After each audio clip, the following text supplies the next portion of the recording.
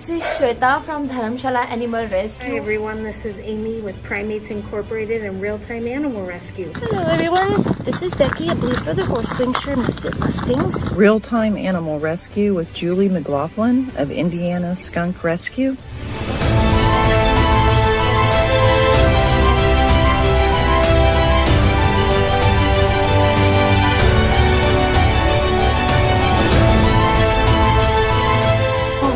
Yep, get her. You got her? Judy, God bless you. Oh my God. This is a big brown bat who is really enjoying his mealworms. They actually just had their breakfast.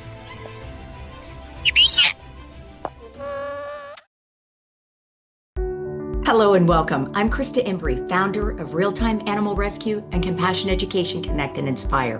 What you're about to see today is happening right now in the real world, and you're going to meet people who are helping animals and protecting our planet. When you learn with compassion, you don't just gain knowledge, you create change. So today isn't just about watching, it's about you and the difference you can make in our world. Welcome to Compassion Education Connect and Inspire. We're so glad you're here.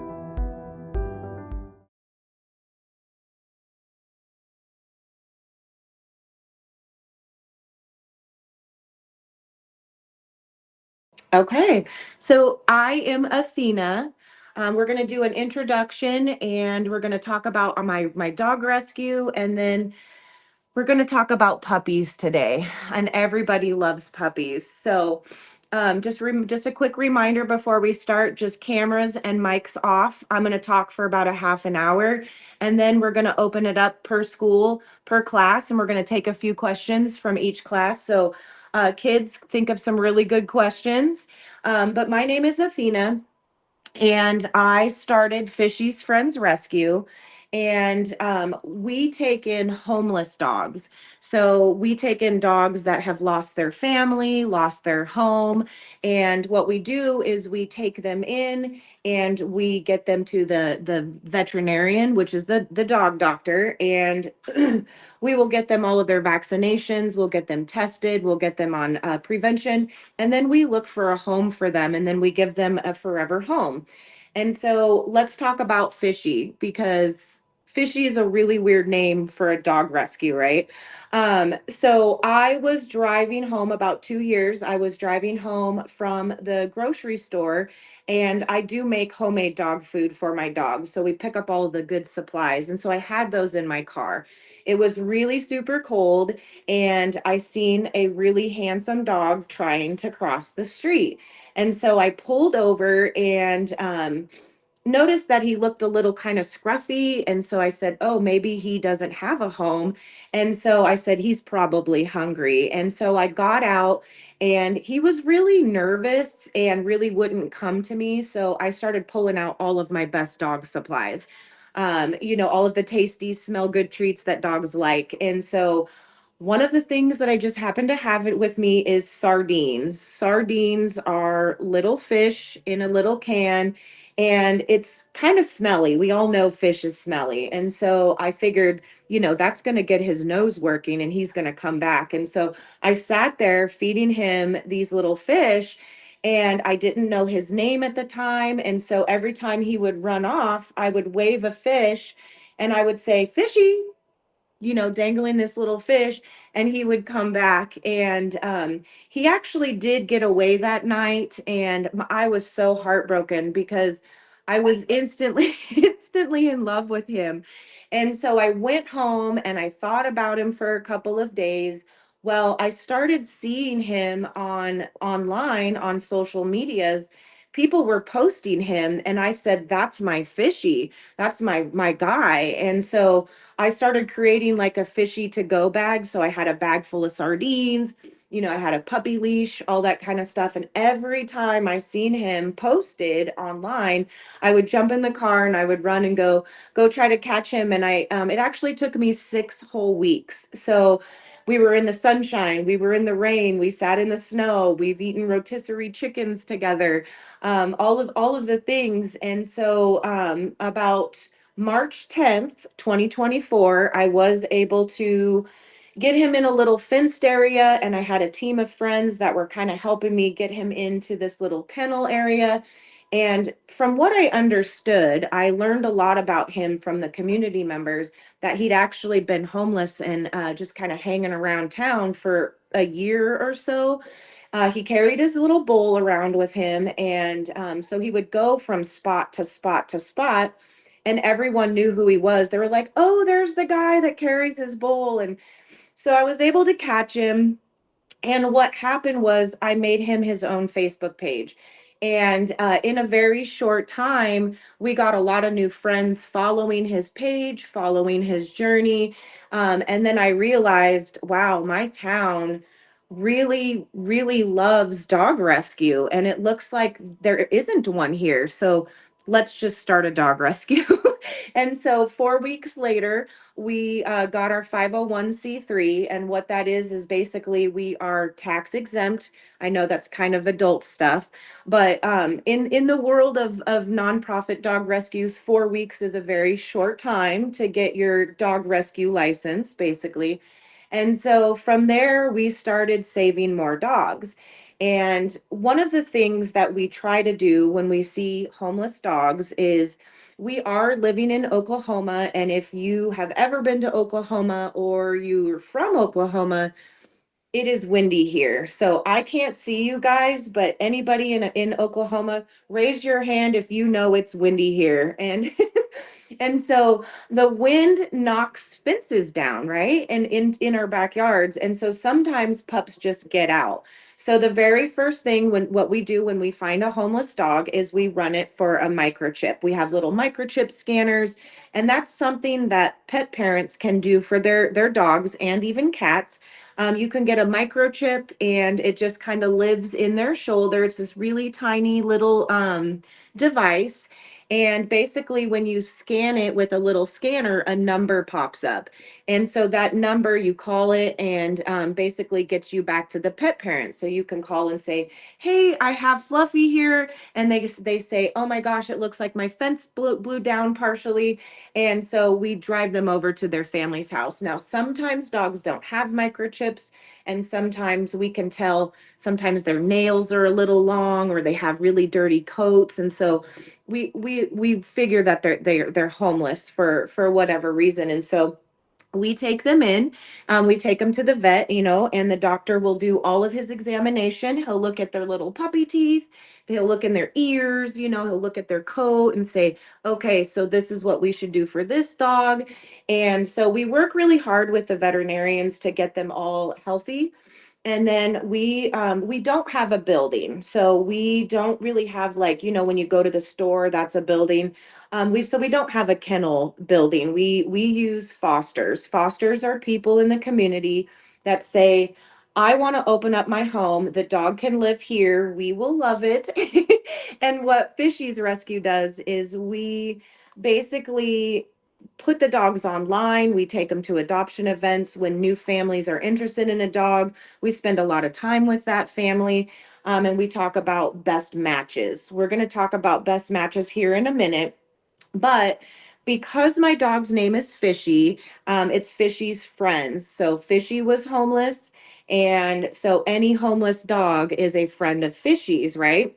And then so in the last 2 years, we've done a few more really cool things besides just saving homeless dogs. So we started getting into pet recovery, which is what we talked about, that little microchip. And so not only do we microchip our rescue dogs, but we also offer that for the community. So anybody can bring their dog in or their kitty once a month, and we will do the microchip for them and help them get registered. And so what we've also done is we raised some money. And, remember how I said there was that like little scanner?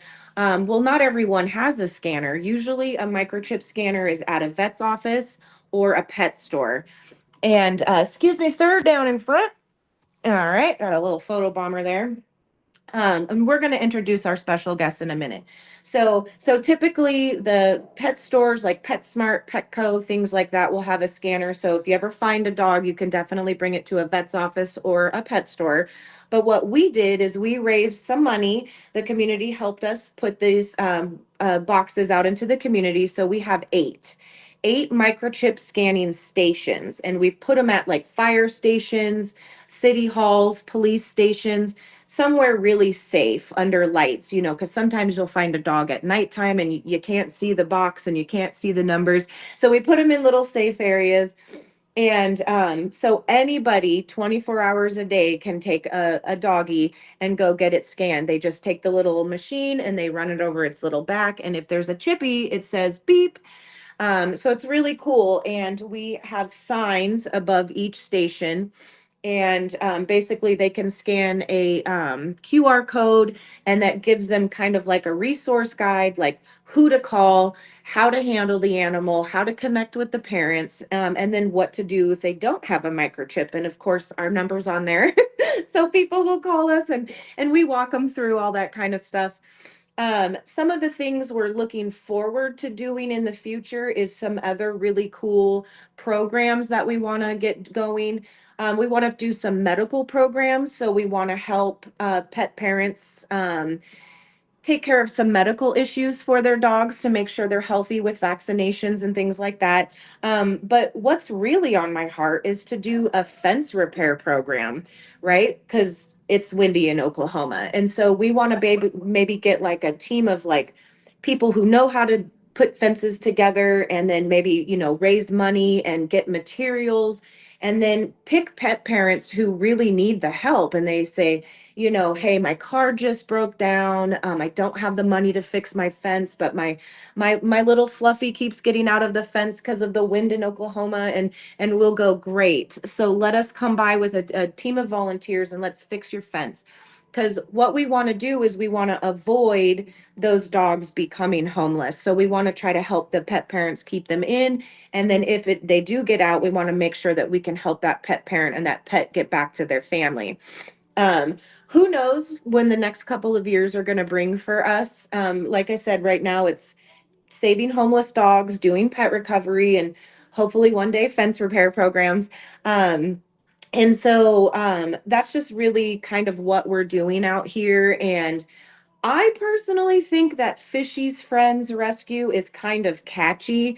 Whenever you have like a business or something and they have a really kind of cute or funny name, you're just kind of, you remember it. You're like, well, that's an odd thing. And we get asked it all the time. They're like, why is your rescue name Fishies? And so, he's on our shirts and he's at home right now. He's actually probably, let's see, probably getting breakfast right now, taking a nap. And he's just the world's best dog. We love Fisharoon. And so now I want to introduce our special guest. So we have a new litter in our rescue, and we call them the Bridgerton litters. There's this really cute show on Netflix about kings and queens and pretty ball gowns and drinking tea. And so I loved the show. And so what we try to do is when we take in homeless mamas who have babies, what we do is we name them as a whole. And so we'll pick characters like we did a dessert litter one time. So we had like brownie, cupcake, snickerdoodle cookies, we had all those, and it's just really cute. We had a Yellowstone litter, and this is now we have had a Disney litter. So now we have a Bridgerton litter. We don't take in just puppies, we take in all dogs that need our help. And so the Bridgertons, mom's name is Lady Violet, but I kind of call her Blueberry, and it kind of stuck. You know me, I just name stuff and it sticks. So on our website and on her cute little profile, it actually says Lady Violet, but she is Blueberry. So these are all of her little baby blueberries, and I will introduce them. They are napping. I was hoping that they would be kind of up and moving, but if I do a howl or I clap my hands, they might get up and play. But I have 8 boys and 2 girls. They are 6 weeks old. and they are a ton of work. So I'm constantly here in the little puppy room, cleaning up after them, feeding them, making sure that their area is clean, changing their bedding. And it was easy at first when they were super babies because they didn't move a lot. But now that they're 6 weeks old, there's puppies everywhere. There's puppies biting my socks. There's puppies climbing in my lap. I'll put the blanket down and the puppies are pulling the blanket back this way. They're just everywhere. And so they're getting to the age where they're very curious. They have their eyes open, their ears are open. And so every day we have to find new things that's interesting for them. We have to give them new toys. Like the first toy that I gave them was these little like ball pit balls. Just, if you've ever seen them at Kids Zone or Chuck E. Cheese, you just jump in a big pit of these balls. These were very interesting in the beginning, and now they're like, we're ready. We're big pups now. We're ready. We're ready for bigger toys. So I have some new interesting toys coming. But so this is one of our girls. This is Miss Penelope. She is all white and she's got a couple of little freckles on her little nose right here. And she's actually kind of spicy. She was the first one to howl and open her eyes. And if I am in here doing anything and I hang my phone on the whelping box, she's the first to try to go, ooh, something new, and pull it down. Yes, your teeth are very sharp. So we'll introduce the girls first. So this is Miss Penelope. Everybody say hi, Penelope. And then, well, there goes Marcus. But here is Daphne. Daphne is our all black puppy. And her fur is very silky. She's very, very soft and silky. I'll try to turn my cam so you guys can see it a little bit better.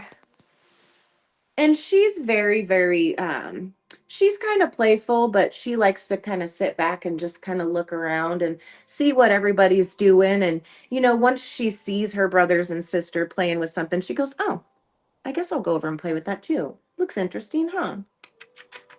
So we got spicy and we got sweet for our girls. All right. Who else do we got here? So some of my puppies have a collar on. Some of my puppies do not have a collar on. So remember this puppy with a green collar. Remember his color and remember what he looks like because the other two that have a collar on look exactly like him. And so when we're weighing them as little babies, you have to weigh them every day to make sure that they're gaining weight. So when I have 3 puppies that look exactly alike, I didn't know how to tell them apart. And so everyone got an assigned color. So Marcus is in the green. And so he is very playful. He loves to bite on my socks and my toes. Don't you, sir? What else do you have to say to the class? He said, I like naps. I like naps. Yes. So that's Marcus. And here we have Simon. Simon is sleeping, so he's probably going to be a little sleepy, but look at Simon. He looks just like his little brother, right? So we have to make sure we know whose is whose. And there is Miss Penelope. Nosy Penelope.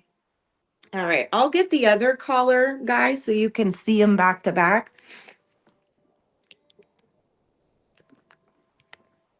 All right, and this is Bassett.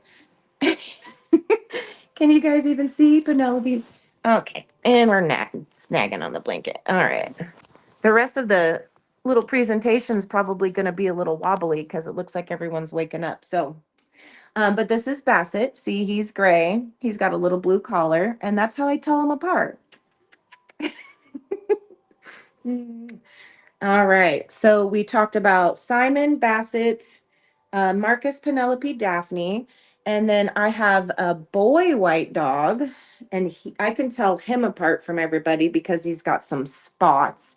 He's got a little brown on his little snoot. But this is Alfred.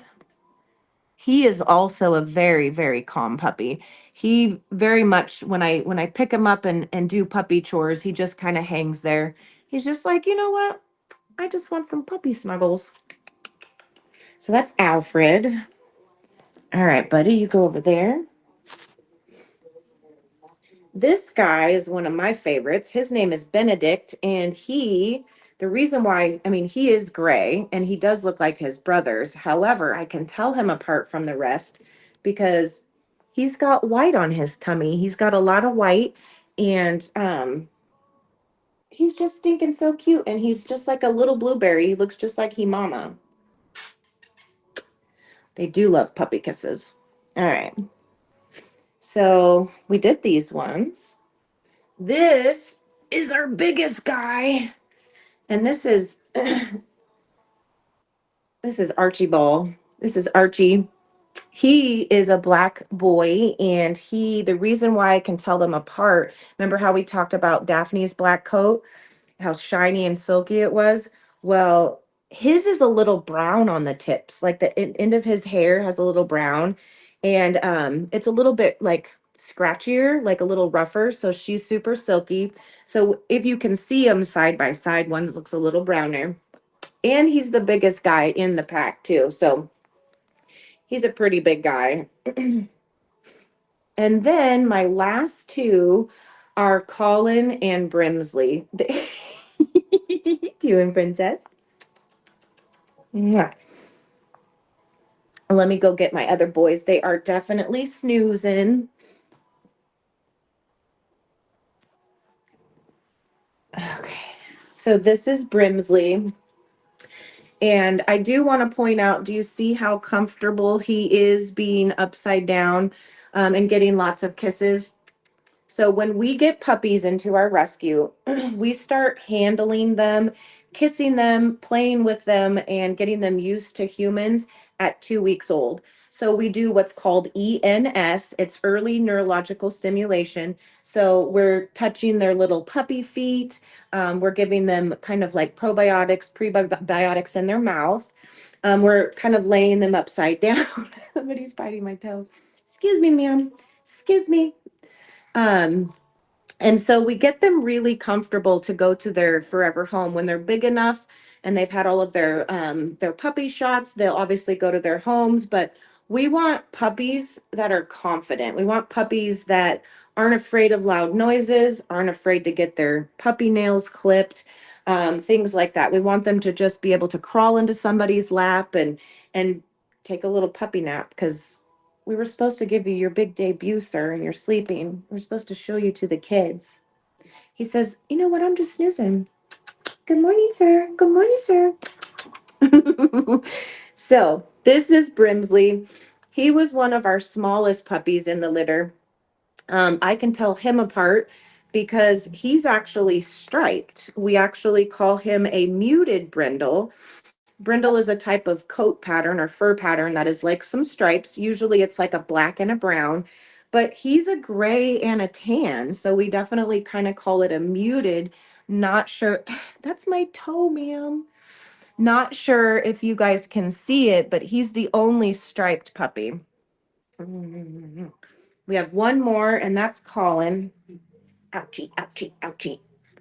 Can you guys watch my puppy? I'm going to be right back. Can you guys make sure she doesn't bite anybody's toes? I'm going to go get a dog. Hold on. Watch my puppies.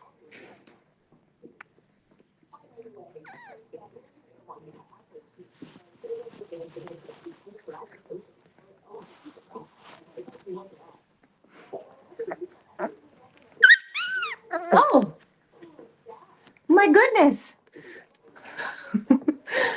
Were the puppies good for you guys? I see that Daphne was being a little spicy too. So this is Colin. I can tell him apart from everybody because he's the teeniest, tiniest guy. And he has to work harder than the rest of the puppies. He has to work harder to get to the food. He has to work harder to learn about the toys because he's the smaller guy. But he has become quite the personality. So he's very funny. And he really loves to howl.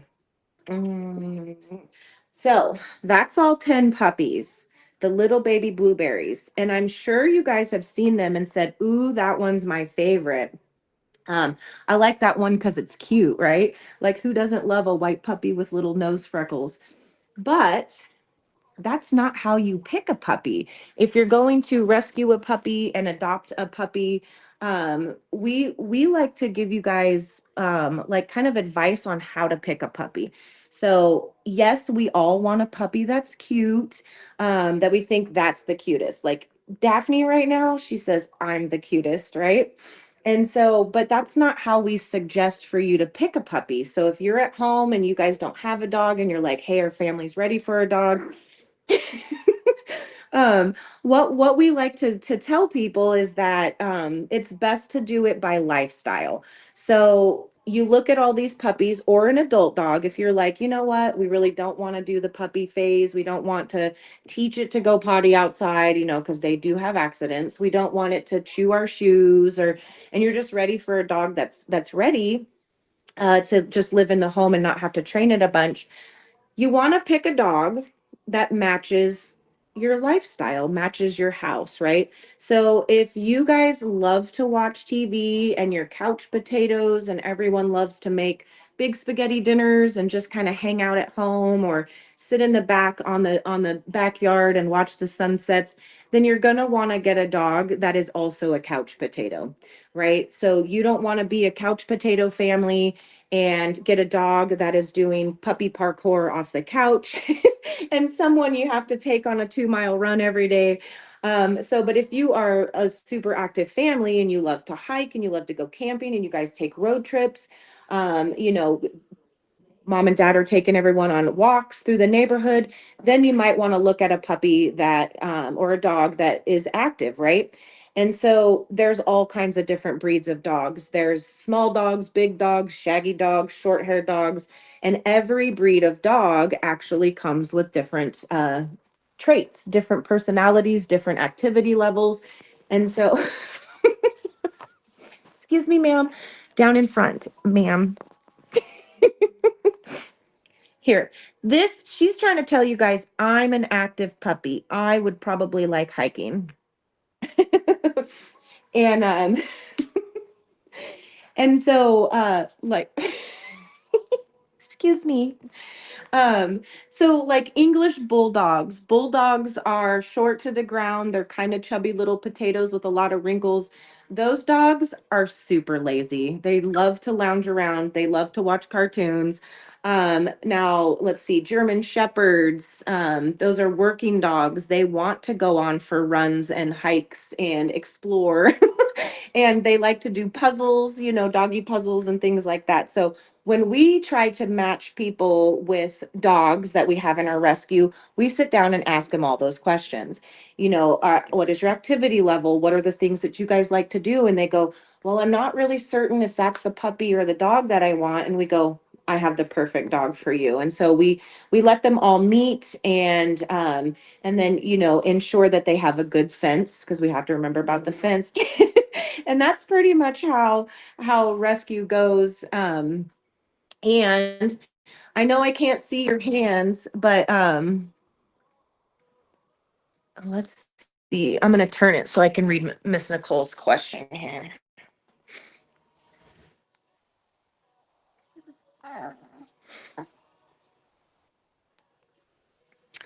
Can we ask the best way we can advocate for dogs in our community? Great question. So that's a very great question. How you guys can advocate for dogs in your community is find a local rescue and go volunteer. Rescue, shelter, any place that really helps dogs like we do. And I would suggest don't let age be a factor, because sometimes when you're younger, like 8, 9, 10, 11, 12, on up the age scale, a lot of places will say, I'm so sorry you're too young to volunteer here, because there is a little bit of a risk when you have with animals. So for safety, they say, hey, we want you to be safe and not volunteer here, but keep asking. So keep asking different organizations, different rescues, because we actually have two 10 and 11-year-olds on our staff. And so They help with giving treats at microchip events. We'll share pictures of our new dogs with them and they help name them. We have them taking pictures at event because, you know, the adults are busy. And so we just say, hey, take a bunch of pictures of the cute dogs and we put that on social media. We always find jobs for our young volunteers because we want you guys to get involved because one day we're going to be too old to do dog rescue and we're kind of passing it to you guys. And so really getting out in your community, and if you're just driving home from the grocery store and you see a stray dog, I would suggest that you can have your parents safely approach the dog, see if the dog is approachable. If it is friendly, definitely try to take it to a microchip scanner in your area and get it scanned and try to reunite with its family. And then obviously, if it doesn't have a microchip, you would call an organization. Um, Thank you. And so get together with your local organizations. What you can do is talk to your friends, you know, talk to your friends. Education is huge, you know, and say, hey, this is what I learned today. Word of mouth is super important. So how we typically get more volunteers and donations and adopters is people sharing their experience. Hey, we met Fishy's Friends Rescue and they're very passionate and they're saving these dogs. And I saw a really cute dog online on their website that you guys might absolutely love to have. And so talking with your friends, teaching your friends about microchipping, things like that is super important because it does start with us. It starts with me caring, showing you guys how to care, and you guys sharing that enthusiasm for dogs, you know, to your friends and classmates, right? Where are we at on time, Joe? You still got a few minutes, but if any of the other classes have any questions? Yeah, you guys want to do some questions?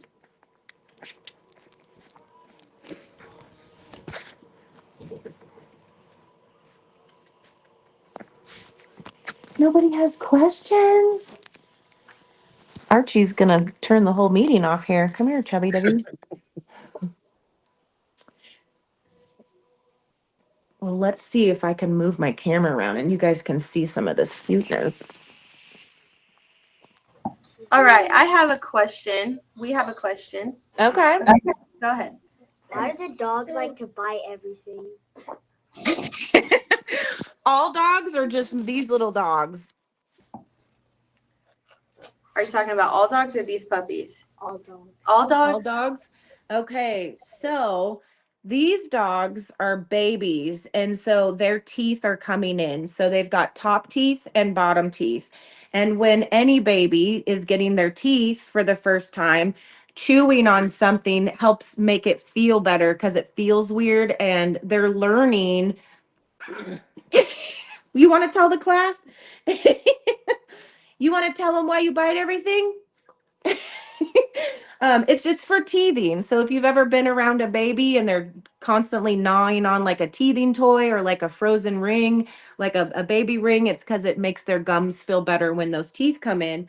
And older dogs, it's typically because in the wild, before dogs were domesticated, they actually would sharpen and clean their teeth on bones, sticks, rocks, you know, just kind of brushing their teeth. And that's how dogs eat, really, because, you know, we use our hands to put food in our mouth, but dogs don't do that. So they use their mouth for eating. And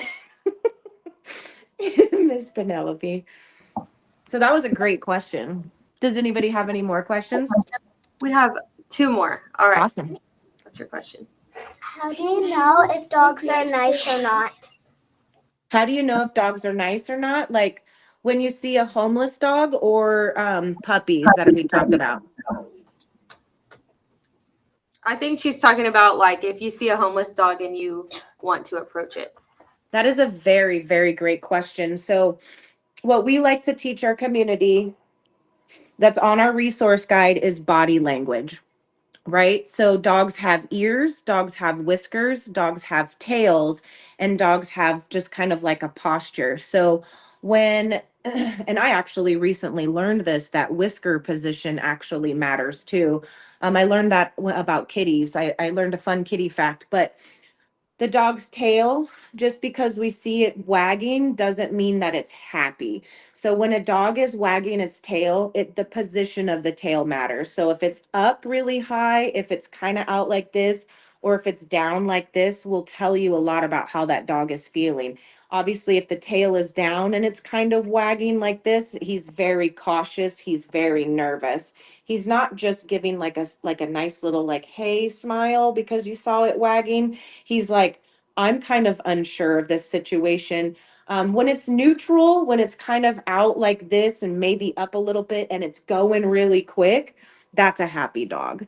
When you have a dog who has a tail that's very high and might be doing like little short waves like this is, I'm not nervous. I'm not happy. I'm curious. I'm kind of like, what's going on over there?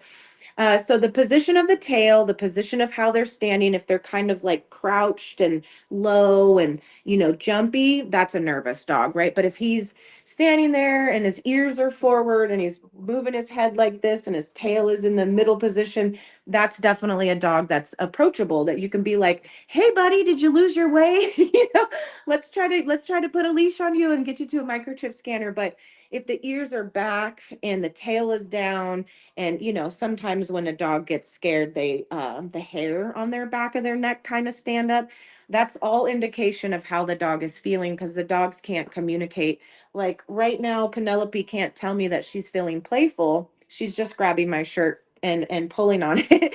So really, in animal rescue, we have to look at dogs' body language, not only when we take them into our rescue, but when they meet their new family. When they meet their new family's other pets, we have to make sure that the pets get along. And so we're constantly learning about animal body language. Like I said, I just learned about kitty whiskers. I guess when kitties are nervous or happy or curious, where their whiskers go changes position. I thought that was really, really cool. So that is how you can tell, my friend.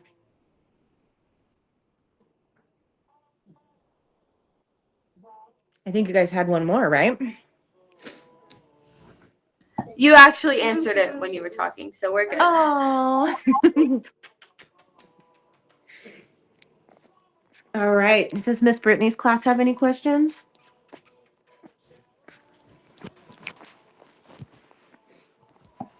Yes, we have a question. What is the last dog you have caught or rescued? What kind of dog was the last dog? The most recent one was probably Stanley Butterball. So, Stanley Butterball, we rescued him. Somebody found him and they called us, and he needed some doctor's appointments. We had to get the fleas and the ticks off of him, and whoop, did you fall over? But he didn't have a lot of food in his life, so he was a little skinny. So we started giving him lots of good puppy food, and now he's a Butterball. So that's why his name's Stanley Butterball. And he's some kind of a little pit bull mix. And we have a lot of pit bull mixes in our rescue. And but we've had kitties. Good job, Go Potty in your box. Good girl. Yes, yes, good girl, yes. We've had German Shepherds. Uh-oh. Excuse me, ma'am. Excuse me, ma'am. She almost hung up our call here. All right, let me scoop Penelope's over there. Here you go, Sister Pants. All right. Did that answer your question? Yes, it did. Thank you. Yeah. And actually, you guys can go onto our website and see all of our dogs. We have 7, 9. We have about 20 puppies. So we have little puppies, we have teenager puppies, and then we have adult dogs. So you guys can always go to fishysfriendsrescue.com and look at all of the cute puppies. And I know that we are in the same area, so you guys can always come visit our puppies at PetSmart. We do have our puppies at PetSmart. Not these guys yet, because they have to have their vaccinations, their shots, but the puppies that have had all of their medical stuff, we're there the 2nd and 4th Saturday. All right, ready for the next question?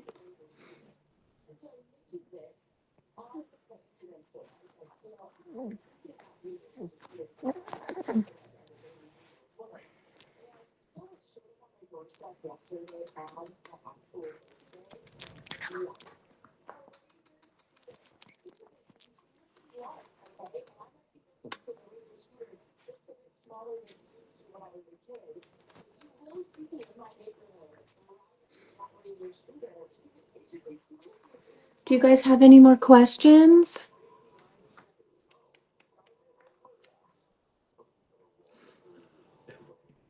Well, if there's no more questions. I'm sorry, we have another one. Okay.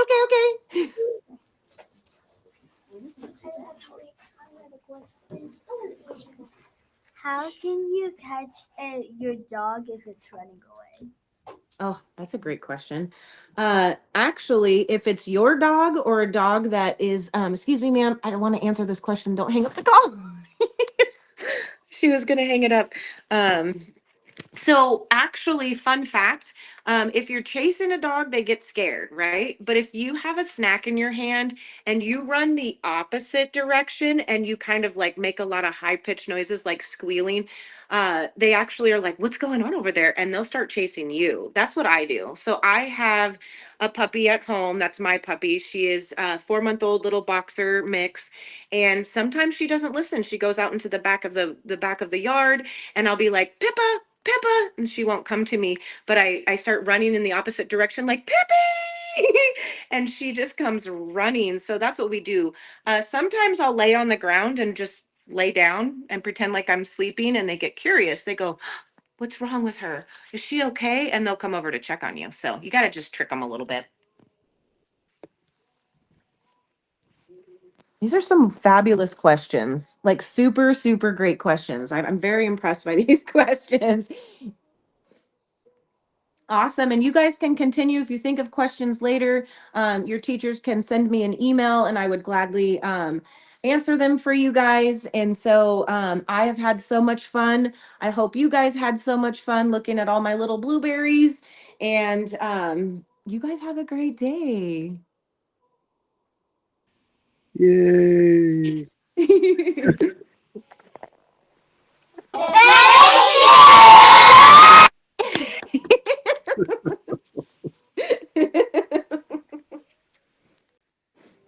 They're all getting there. Yeah, we just had breakfast too. So we got to keep up this round physique, you know. They're like I call them little levels where the bubbles in the middle. Oh gosh, I'm gonna be showing this one to my kids when they get home today. Yeah.